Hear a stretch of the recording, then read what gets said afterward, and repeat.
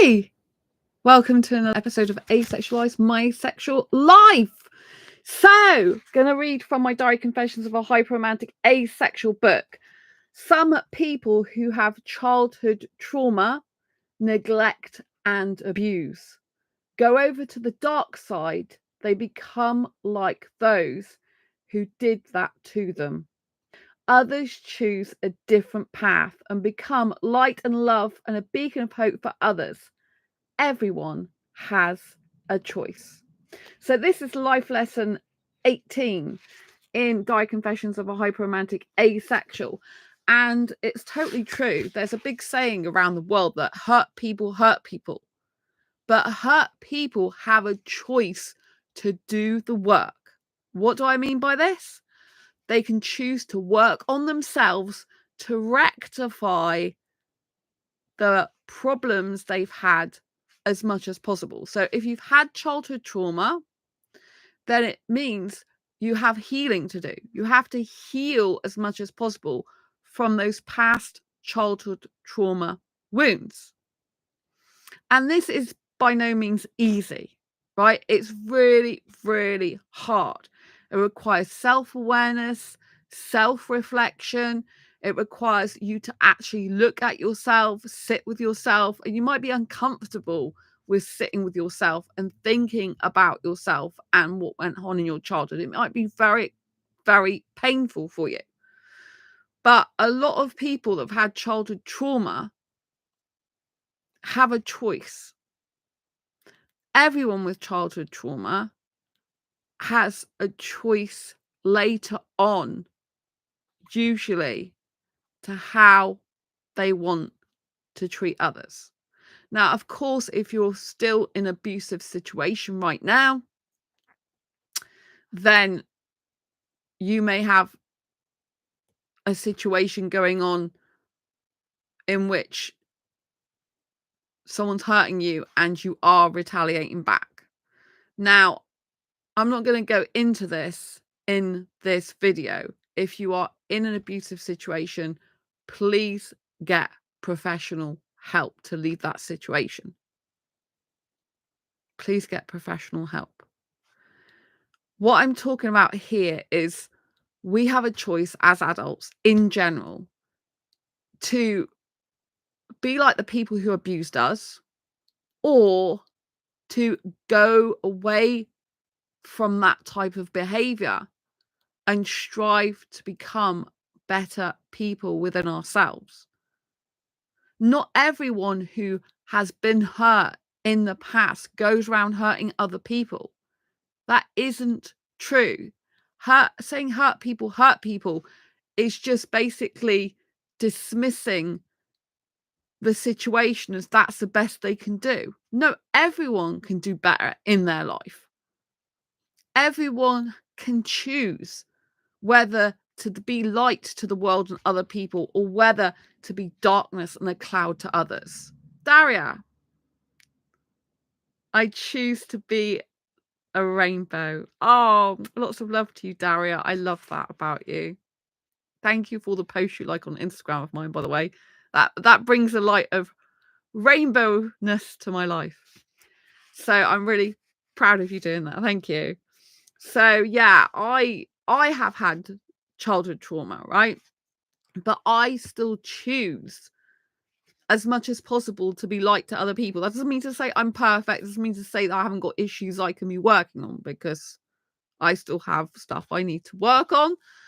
But what it means is I strive to be helpful and kind and patient and empathetic and sympathetic towards other people and understanding as much as possible. I'm striving for good. I'm striving for light. I'm being hopefully a light as much as possible for others. But there are people, and instead of recognizing that the childhood trauma they went through was bad and they don't want to be like the personal people that abused them, instead they think, oh, if someone can do that to me, then I can do it to others. And they kind of take revenge on what happened in their childhood on the people that are actually in their life now. They kind of take the revenge out on the people that don't deserve it, right? No one, I was going to say no one deserves revenge, right? Revenge isn't a good thing. But what I'm trying to say is there's people that are good people that do end up being hurt as a result of people that were hurt in their childhood and they haven't worked through their trauma. And instead of working through their pain and their anger and the grief of the childhood they lost, they then take the pain and anguish and upset and they turn that on other people. So always remember that hurt people don't have to hurt people. They can do the work on themselves to actually change themselves to become better people, or to change themselves to not have the same ideology as the parents or people or caregivers or teachers or whatever it was in childhood that actually traumatized them. They can choose to go a different way. Not everyone who has hurt and abuse goes around hurting and abusing other people. So you've got to understand that hurt people should be doing the work on themselves to make sure they don't pass that hurt down through generations and the people around them. I want to give you another quote from my book. This is life lesson 15. Light attracts dark because without any light, there would... I'll repeat that again. Light attracts dark because without any light, they would never see the light of day, and then they can't cast their own shadow. So this is really important because in law of attraction, a lot of people say you attract what you are. I talk about law of attraction in this Diary Confessions of a Hyperromantic Asexual book, and I speak about what no one else is talking about. And that is, you don't just attract what you are, you attract what others need. And this means we do attract opposites to us, not just the people that like us. We attract opposites because people want what they haven't got. And if they see you've got that, it's attractive to them. If someone is feeling lonely and left out and lost in the world, they will gravitate towards people who can make them feel good about themselves, who can make them feel loved, special, cherished, and adored. You can also get people who push those people away as well, right? But I'm saying there's a proportion of people in the world that do get attracted to the opposite of what they are. So dark people will attract or be attracted to people who are light. Because dark has to have the light to survive. Because darkness cannot show up by itself. It needs to have light shone up on it to shine its darkness. Do you understand what I mean? So this is something that's really not talked about, which I wish people would realize. You don't just attract what you are, you attract what others need. Darkness needs light to feed off. It's like its energy source. This is why people who are narcissistic attract people who are empathetic. Narcissists are often dark in terms of the way they treat people. And empaths are often light, shining. And the darkness has to have the light in order to survive. So it like feeds off it. Two darknesses would block each other out. So they need a light, usually, to overpower and cast their shadow over. So this leads on to life lesson 19, Diary Confessions of a Hyperromantic Asexual, 78 life lessons to ace your life, right? Get a copy of this book on Amazon. Brilliant book. So life lesson 19, if you don't want to be or become a narcissist, abuser, or psychopath, go and do research on the traits of those and print lists or copy and paste those things into a Word document and read them to make sure you are nothing like those traits. Work on yourself to rid yourself as much as possible of those things you do that are harmful to others and hurt their feelings for intentional personal gain, manipulation, power, and control. So this is what narcissists do. Narcissists have their own well-being in mind. They have their own agenda in mind. It's all about taking care of them, number one, in a I'll do what the hell I want to please myself, and I don't care if I hurt other people in the process. I need to get what I want. It's about power. It's about control. It's about manipulation. It's about mind control. A lot of these people will be very charismatic.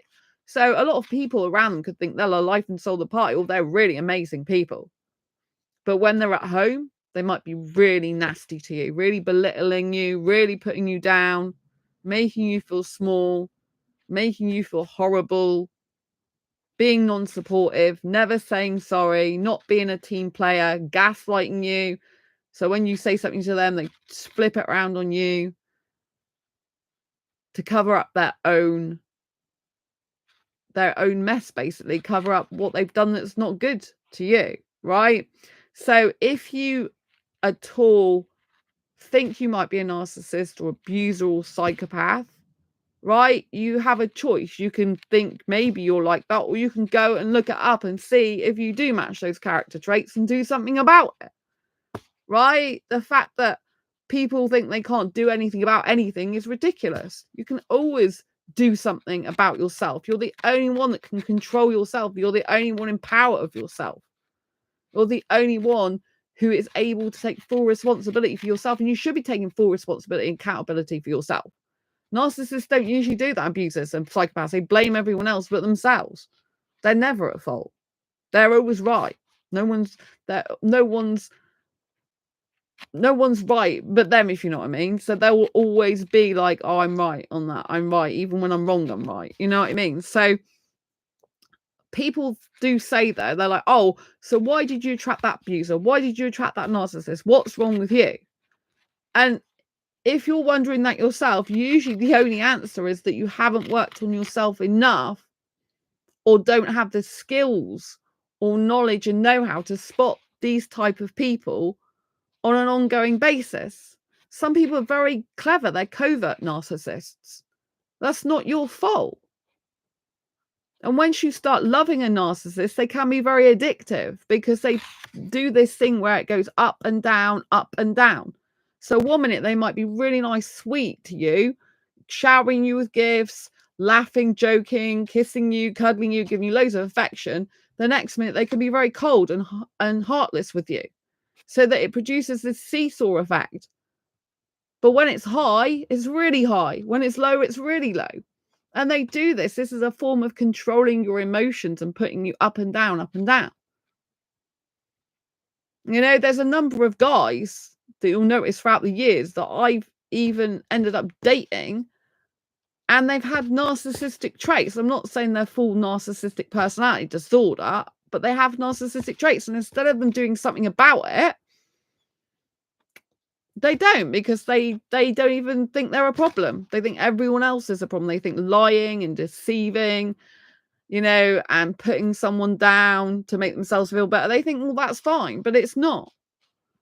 So they need to do the work on themselves. But if you attract narcissists, abusers, and psychopaths, it's not like, it's not, I'm going to say two things here. It's not your fault in terms of that's their behavior. That's on them. That's the way they are. But it's up to us to try to work on ourselves, the light people, the people that are in the light. We need to work on ourselves to work out the characteristic traits and the way these people operate so that we can keep shining our light and not let their darkness take over us. So when law of attraction says, oh, you don't just attract law of attraction says you attract what you are, right? But I'm saying in this book, you don't just attract what you are, you attract what others need, others want. And light will always attract dark. Dark will always attract light. They're opposites. They go hand in hand, though. In life, you can't ever have light without dark and dark without light. And I don't believe in this that you're always a reflection of the people around you. Everyone would be robots else. I don't actually believe that. I'm not saying there's no truth in it, but I don't actually believe that everyone around you is a reflection of yourself. I don't believe having a reflection means they're basically reflecting back to you what you're saying to them or doing to them or thinking. You know what I mean? I don't believe in all that. I think there's a truth to it to a certain extent, but I don't believe it. Right? I don't believe it as they make it sound all the time, you know? Everyone is different. We're all individuals. We're all unique. We're all made up of DNA and everything. But yes, some of us get into patterns. A lot of us can get into the same sort of patterns as each other. But what we have to remember is to not be seduced by the narcissist, the psychopath, and the abuser, because they can be very charming. A lot of them are in leadership roles, which is shocking, I know. Right? So if you think about like a narcissist in leadership roles, there's a lot of leadership roles, right? You're going to have to work with these people and stuff like this. So you're going to come into contact with them. Doesn't mean to say every time you go for a job that person's reflecting yourself. I just don't buy this, right? So I'm not saying there's no truth to it, but what I'm saying is if a narcissist comes along, often the truth of the matter that other people say, like the experts, if it's not to do with being a reflection of who you are, it's to do with the fact that you have childhood trauma wounds that you haven't healed, so therefore these people play on those wounds. That's what it actually is, which is different in my opinion to a reflection of who you are. Right? A reflection to me is like they reflect back exactly what you are, and if that would mean that everyone who comes into contact with a narcissist is a narcissist themselves, it's just not true. I'm not saying that's never true, but it's not, you know, it's not as a statement true, right? So we are going to in life attract bad people for us and good people for us. We're going to attract people who are kind and unkind.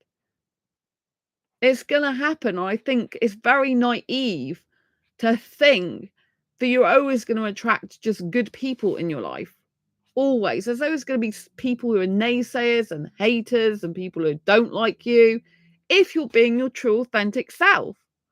If you're being like a chameleon, just changing to whoever's around you, then yeah, you're trying to reflect what other people are whilst not being yourself, right? So different people see you in different ways and you're just people pleasing them. That doesn't make you a good person.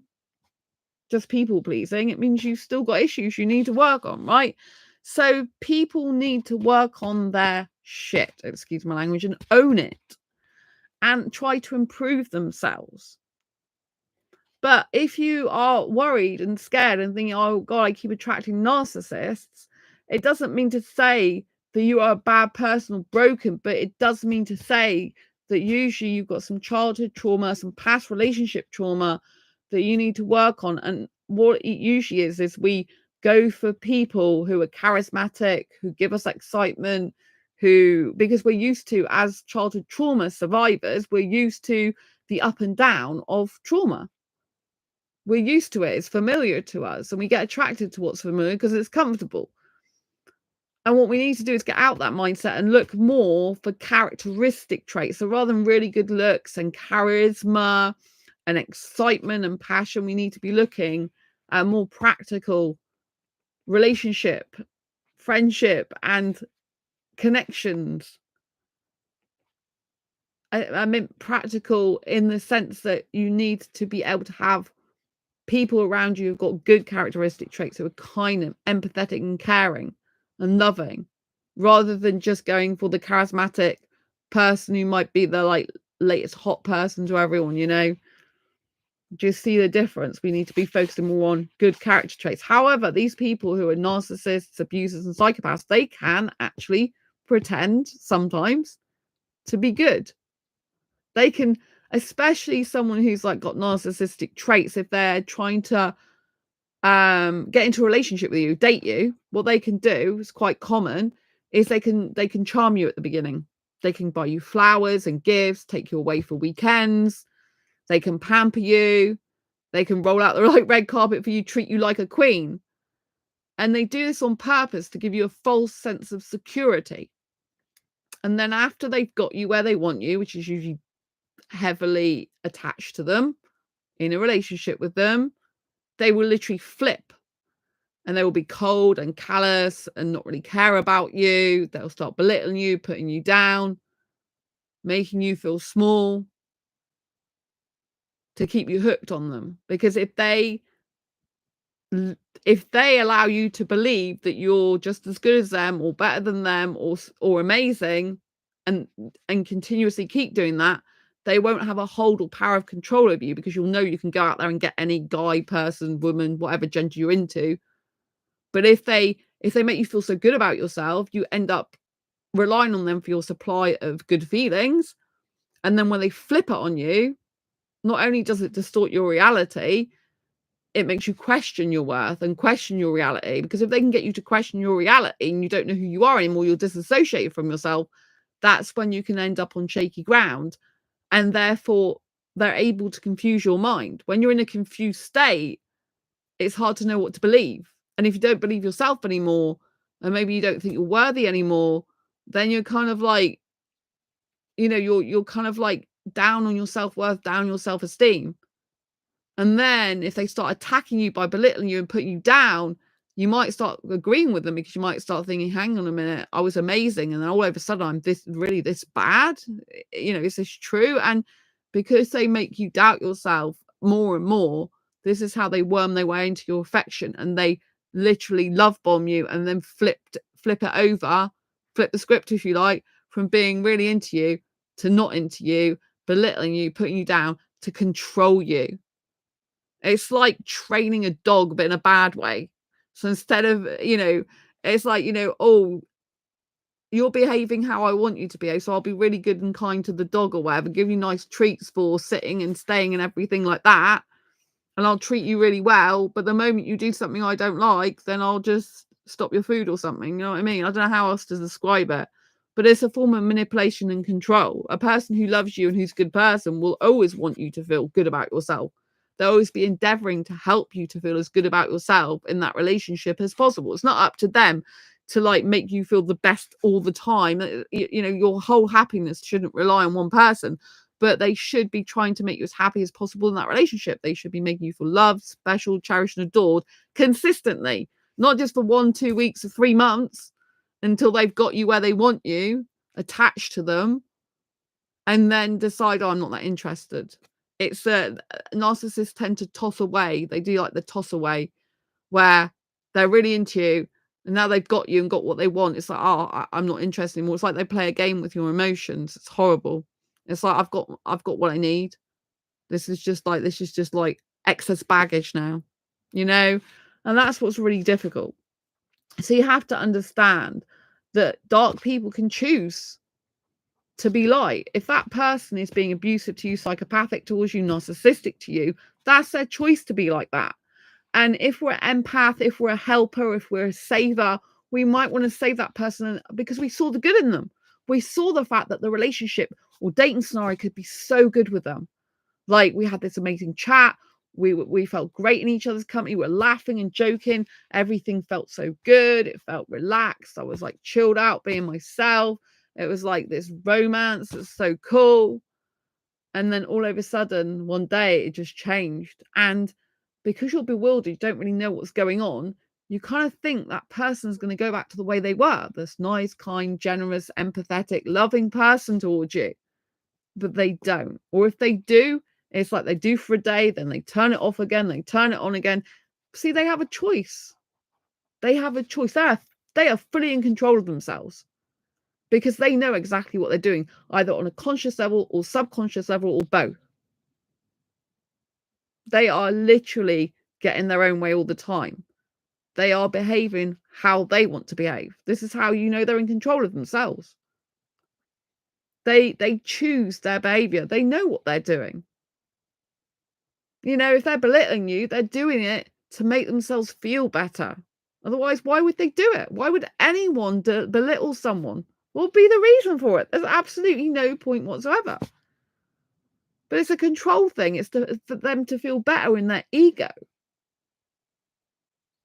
So we have to remember that these people have a choice. They don't have to be like that. It's not up to us to save them. But I know if you're empathetic, if you're a helper, you tend to have a saver mindset. Like, oh my God, this person and me could be so good together. We were amazing. We both got along. We were both so happy. And then all of a sudden, things changed. Their behavior changed. Their attitude changed. And then things end up in arguments and fights and are miserable. And then you're getting belittled and put down and you're getting gaslighted. And it's like, oh my Lord. So we have to get to a stage in our mind when we, instead of wanting to save this person, think you could be such a good person. I've thought about this with loads of guys with narcissistic traits. I'm like, you could be so much better person if you just change this behavior, this character trait, these character traits. You don't have to be like this in life. You could be so much more successful. You could be so much nicer and lighter for people. You could be more loved than you currently are. You could be more accepted by the world if you're a nicer person through to the core, authentically. And if you've dealt with narcissists before, I'm sure you know what I mean. That, you see the potential in them, especially if they've shown you their really good side at the beginning. You're like, my God, like, why don't you just go back to being the good person you made out you were at the beginning? But that's the problem. It was made out. They made it up, really, for their own purposes. It's like an acting role on the theatre. And they were the star performer.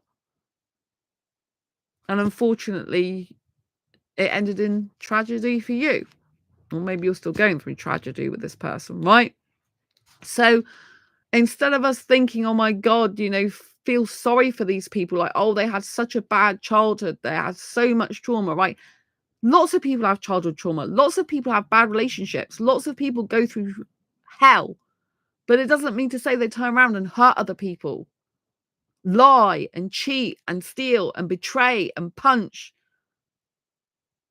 or emotionally manipulate and abuse. Not every person who's hurt and has a bad childhood does that.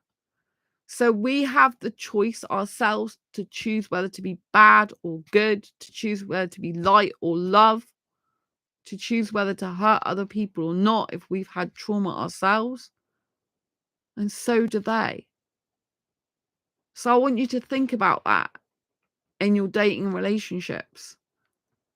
And I want you to understand that it's not your fault if you've attracted someone who's dark, who's an abuser, a narcissist, or psychopath. It's not your fault that they are attracted to you. If you're empathetic, if you're kind and caring and considerate. But what it is your responsibility to do is to realize these people attracted to you because of your characteristic traits. And instead of feeling so sorry for these people, we understand they do have mental health difficulties, but in a dark way. And it's not up to us to save that person. It's up to them to get the appropriate therapy for a couple of years to change themselves and change their life for the better, not push their trauma and abusive past onto other people. But always know that you are going to attract both light and dark people in the world. Now, does this mean to say that people can't ever change? No, it doesn't mean to say they can't ever change, but they need to be self-aware. They need to be self-aware. So they need to say to themselves, look, how is my behavior towards other people? Is it kind? Is it respectful? Is it caring? Is it loving? Is it open? Is it honest? Consistently? How am I making others feel? Am I making others feel bad? Am I pushing my badness onto other people? Am I pushing my hurt and pain onto other people? Or am I working on myself to improve myself, to work through the trauma I had? No, people who have trauma can still work on themselves to change themselves and their life, and can then be a beacon of light to other people. There are a lot of entrepreneurs, for example, who've been heavily involved in drugs. Some of them have been involved in fighting or gangster stuff. Some of them have been involved in violence in the past, and some of them have completely changed their life around because they became self-aware that their behavior was not good. It was not right to treat people like that. So they had to work on themselves over a long period of time to be able to change themselves, to become better people, to then become a light for other people, to become better human beings, to show that you don't have to be like your past. You don't have to treat other people the way that people treated you. You should treat other people the way you want to be treated, not the way other people treat you. I'll repeat that. You should treat people the way you want to be treated, not how other people treat you. So if you want to be treated with kindness, respect, love, then you need to be being kindness, respect, love. You need to care about others. You need to be honest and open. There was a meetup I went to the other day, first time, and I've left it already because of a couple of guys in there are not the same values as mine. And one is, this was one guy, I don't like liars. But yet, do I lie myself? Yes, this is what one of the guys said. Right? I hate lying completely. I can't stand liars. And so I don't think there's any excuse for lying. Right? And so I couldn't stay in that group. So always know we have a choice as well to walk away. And I think it's important that we start walking away sooner rather than later from the people that don't treat us with respect and kindness and love and caringness, because we don't need to continue down that path with people who are no good for us. We don't need to give them another chance. We don't need to feel sorry for them. We don't need to continue it. We can just decide, right, I've spent a little bit of time with this person, decided they're not for me, or decided this group's not for me, and now I'm leaving. I think if we're really empathetic people, really caring and kind and considerate and loving, I think when we meet someone who's got a lot of past history like we have, we become can become trauma bonded to them. But it's not the love then that's reciprocated back as a trauma bond. And because we understand their trauma, we feel their pain, we want to help them to become better people for themselves and to have better lives. But people who are narcissistic or abusive or psychopaths, they don't think like us. Instead, they use us for their own personal gains and their means. They deceive us. They lie to us. They trick our minds. So instead of us feeling sorry for these people, which would be a natural instinct for many of us people who are shining light in the world, we have to just recognize that these people need to help themselves. It's not up to us to save them. It's up to them to get professional therapy and support, and for them to change themselves if they want to. But a lot of these people don't want to change. They just want you to feel sorry for them. And this is not helpful. This is not helpful for you. This is how you can get sucked in to be with another narcissist or abusive person, because you feel sorry for them. If you've survived childhood trauma or going through therapy or had this type of trauma in your past, you'll know how difficult it is to walk away from someone who's had trauma in their past too, because you want to be able to help them to live a better life. You know how painful it is. You know how horrible it is. And you don't wish that upon anyone. But what we need to be doing is be more aware of what that other person is actually like. Because some people who have had trauma, they do inflict that trauma in the future in their relationships and friendship and other people. They go over to the dark side, just like I say in this book. And it's not for us and up to us to save them and put them into our light. It's up to them to realize the darkness they're spreading upon others. And instead of saying they can't do anything about it or won't do anything about it, or they don't care about themselves enough to do anything about it. It's not actually about caring about themselves. It's like they don't care about others enough to do anything about it because they're too self-absorbed. So they need to work on themselves to become better for other people. If they're just thinking about themselves all the time, they're not actually doing anything to change themselves, to become better for others. So actually, by working on ourselves, we then become better people for others as well as ourselves.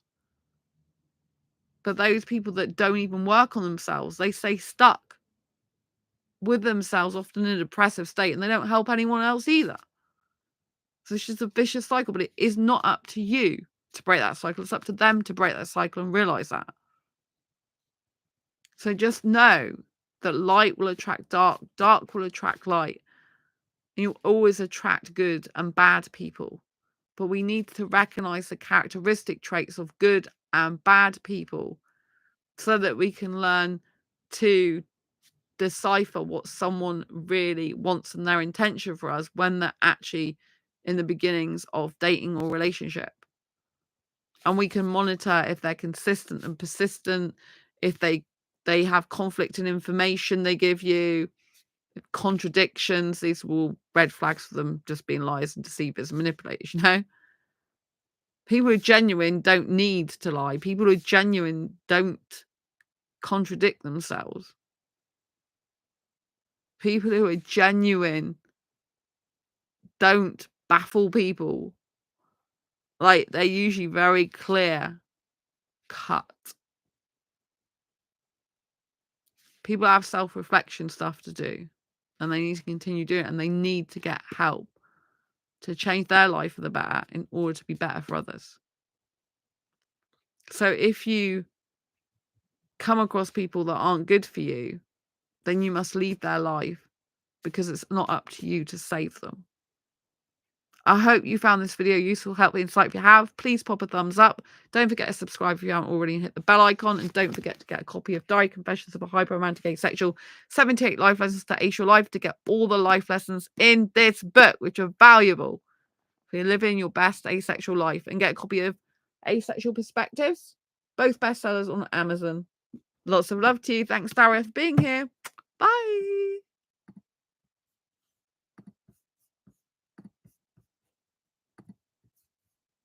Lots of love.